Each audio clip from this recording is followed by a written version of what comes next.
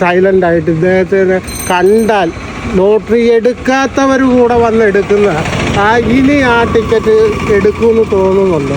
കാരണം ഒരു 100 രൂപ എങ്കിലും കിട്ടും എന്നുള്ളൊരു പ്രതീക്ഷയിൽ ആയിരിക്കും ചിലപ്പോൾ 50 രൂപ ജോലി ചെയ്തിട്ട് 50 രൂപ മുടക്കി എടുക്കുന്ന ഇദ്ദേഹത്തിൻ്റെ ആ ടിക്കറ്റിന് കൂടെ ഇങ്ങനെയൊക്കെ കമ്മീഷൻ 5 രൂപ ആക്കി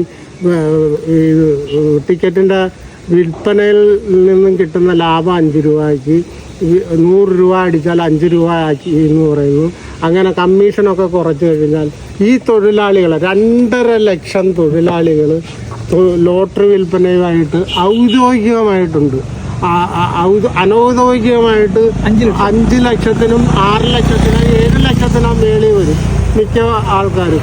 ഈ അംഗീകൃത തൊഴിലാളികൾ ഇതേപോലുള്ള തീരെ താഴെ എഴുന്നേറ്റ് നടക്കാനോ ഒന്ന് മൂത്രം ഒഴിക്കാൻ കൂടെ പരസഹായത്തിൻ്റെ ആവശ്യമുള്ള ഇദ്ദേഹത്തിന് ഇങ്ങനെ സർക്കാർ ഉപദ്രവിച്ചാൽ എന്താ ചെയ്യേണ്ടത്?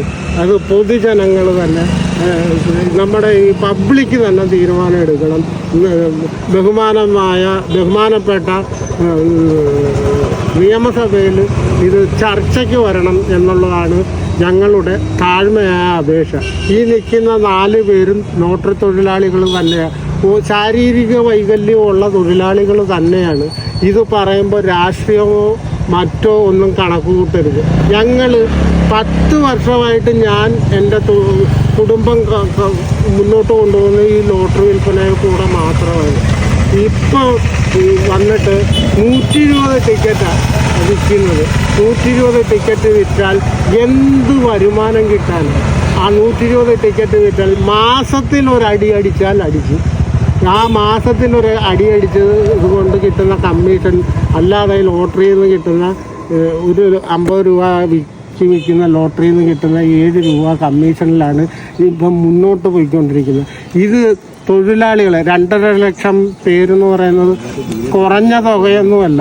എന്നിട്ട് വളരെ തുലവും കുറവാണെങ്കിൽ കൂടെയും ഞങ്ങൾ ജീവിച്ചു പോകുന്ന ഞങ്ങളുടെ അന്നത്തിൽ മണ്ണ് വാരിയിടുന്ന രീതിയിലുള്ള ഒരു സമീപനമാണ് ഗവൺമെൻറ് തീരുമാനിച്ചിരിക്കുന്നത് എന്നുള്ളതാണ് എനിക്ക് തോന്നുന്നത്.